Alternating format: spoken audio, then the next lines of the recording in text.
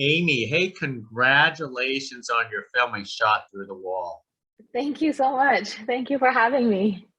It always is a fascinating story because it's so relevant in today's culture. I mean, how do you feel about the relevancy? Trying to tell a story like this that's literally unfolding on the news every single day for years.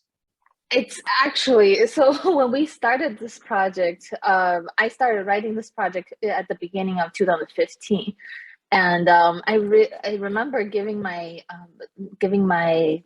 producer a draft, and he said, after a few years, when the film comes out, it's not going to be relevant anymore. So you have to make this as universal as possible. And I think it's honestly, to me, it's a little sad that it's still relevant today, and it's sort of, like you said, unfolding every day in the news right now. 2015, I think there were a lot of incidents. Also, like, was it the Ferguson riots and all this kind of stuff? This was right after Mike Brown, and this was inspired by an incident that happened in Brooklyn with Officer Peter Liang and Ike Gurley. But at that time, I don't think so. This was before the Black Lives Matter movement Yeah. came to fruition, and I think you're getting little bit news snippets of it, but it wasn't the center of attention like it is today. It definitely feels like a different time now. Now, I love the fact that that you're telling a different type of story because we have seen a lot of stories about this type of a cop shooting a victim and all this kind of stuff, but you rather take a different path and talk about the aftermath. Could you talk about structuring that story? Why you taken that storytelling? Sure. So when I started writing this was also, I think, before social media and cell phone got so popular where we actually see the incident. So usually when these incidents happen, we see the aftermath of it, right? We see how it unfolds. And to me, that was really interesting because I think um, because it was not about, so there's real people affected, and I didn't want to re-traumatize people. I want to talk about the aftermath of such a incident. And to me, it was also about this Asian American family that I wanted to write about more than the incident itself. It started as a family drama about Asian American family dealing with the aftermath of such an incident. I I love the fact that you went through the approach of an Asian family, you know, story here. Is because we don't usually get a lot of Asian stories in American cinema, but when someone thinks of something like this, they think it's either a story about a white person or a black person, but this Right. is a story about Asians. Yes, to me that was very important. I am Chinese American myself. I don't see a lot of myself on screen. I think it is a matter of representation, right? So when I started this project, also again it was a little bit of different time. This was before Crazy Rich Asians and the wave of Asian American film that came out. So to me, it was just important that I wanted to see myself represented on screen. I'm an Asian American filmmaker. There's also, at the time too, I didn't feel like there was a lot of me, and I really wanted to bring this authentic family that is very personal and grounded on screen. So I think a lot of times, there's discussions about racism and it's very black and white. I think as an Asian American person, I think I'm somewhere in the middle, and I really want to sort of insert myself or insert my perspective into this discussion of where we stand as Asian Americans in the spectrum of racism today in America. How did you want to navigate inputting Chinese culture into a film like this, especially with the family? I think honestly, it was just very personal. It was, I think the family dynamic, it's very much based on my personal life. I think, a lot of it, I try not to admit it in front of my family, but I think to me it was really important to keep it authentic, and it's really important that I bring, because I think we are very much othered in this culture. You know, it's funny because my mother still tells me I'm very proud to be American, but sometimes my mother still says, "Oh, you know, when other people look at you, they don't think American, they think Chinese or whatever, Asian, right?" So I just thought, you know, the more we can expose people to it in this mainstream media, the more, you know, we won't be othered. And so to me that was really important, that I just really wanted to see this grounded authentic family on screen. So that's sort of what I did. I love the authenticity is because how you use the Chinese language where mother mainly responds in Chinese. I mean that basically reaches out to the authenticity because this is how a lot of immigrant families are like.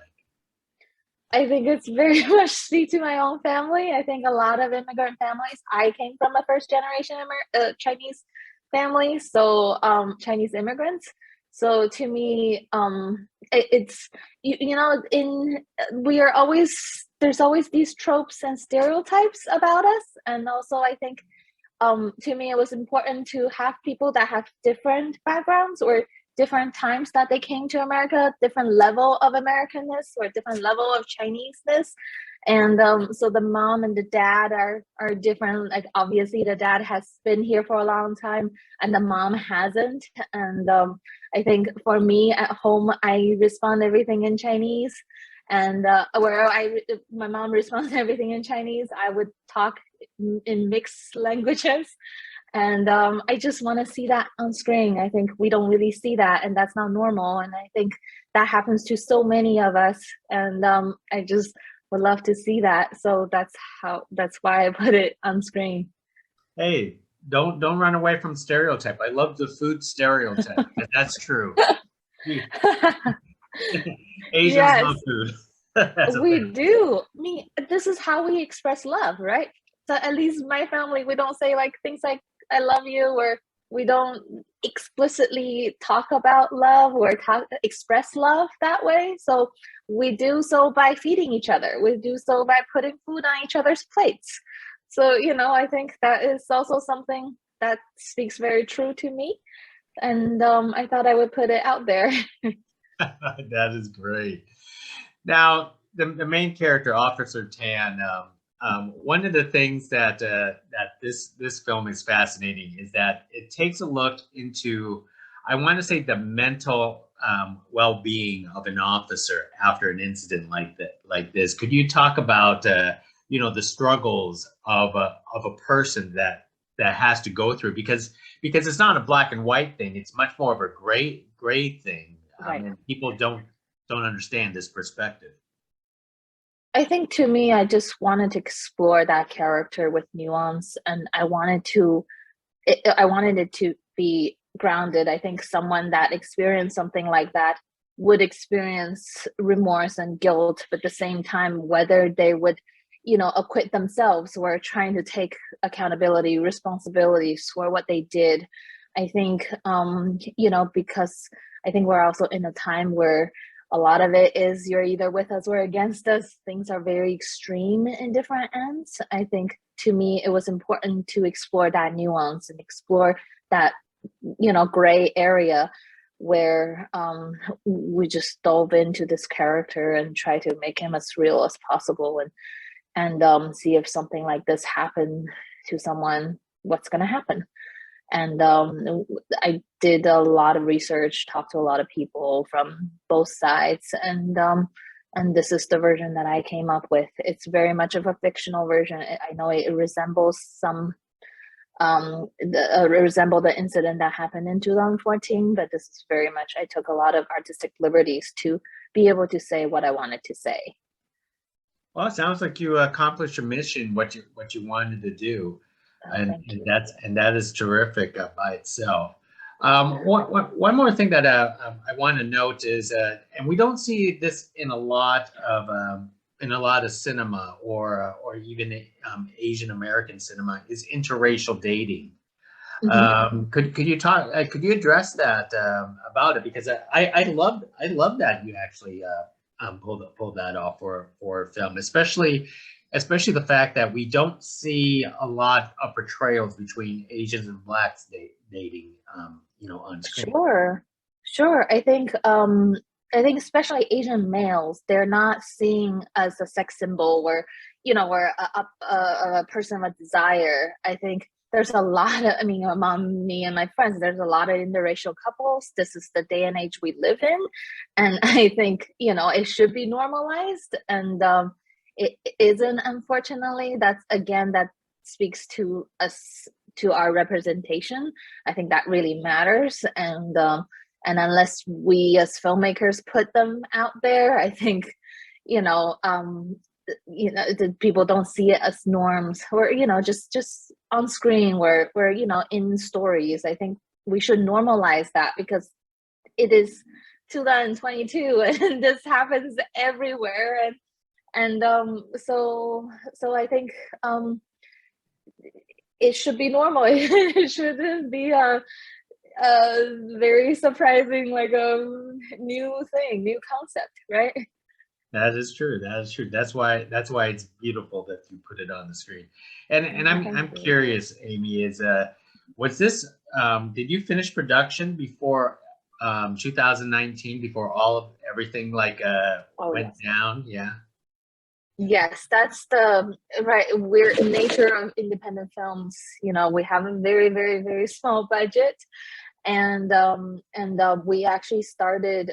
So I started writing this in the very beginning of 2015, and then it took me about a year to cast, to find that Asian American family, and then we shot the first part of it in 2017 and shot the second part of it in 2018, and it took us another a year to edit. I think we finished editing around the time of 20, like right before the pandemics. And so many things happened, so many layers of things that happened in between 2015 to 2022. So I'm really grateful that our distributor took a chance on us, but I also am very much aware that so many things happened in between. And then again, when we were talking about how this shouldn't be relevant anymore, and it's more relevant than ever, and then it's this whole layer of anti-Asian hate that after the coronavirus came about. And I think now I'm experiencing things you know that I never thought I would experience when it comes to racism, and that brings another layer to it. And again, one of the reasons we did this was we want to normalize seeing a real Asian American family, seeing us as we belong as well, and we're part of America. And we want to. I think the only what do you call it? The only way to combat racism and prejudice is by getting to know, getting to know each other, and getting to know our different cultures, and to have more knowledge and education. So, and to be able to talk about a topic like this. So I'm really grateful that I'm putting this on screen, and I hope, I hope audience keep an open mind and go watch it, and talk about it. That was my intention, just to spark conversations. Yeah. That is great. And what's next for you, Amy? I'm working my second feature. This was my first feature. It took a long time, and I am working on the second feature, and hopefully a little less heavy. And so yeah, that's what I'm doing next. Well, that is great, and I shot through the wall is it's a wonderful story. With this relevancy, everyone should actually definitely check it out. Well, Amy, thank you very much for speaking to us about your film, and you know what? I can't wait until to see your second feature, hopefully down the road. Thank you so much. Thank you so much for having me. I appreciate it. Hey, thank you. Next time. Bye now. Great. Thanks. Bye.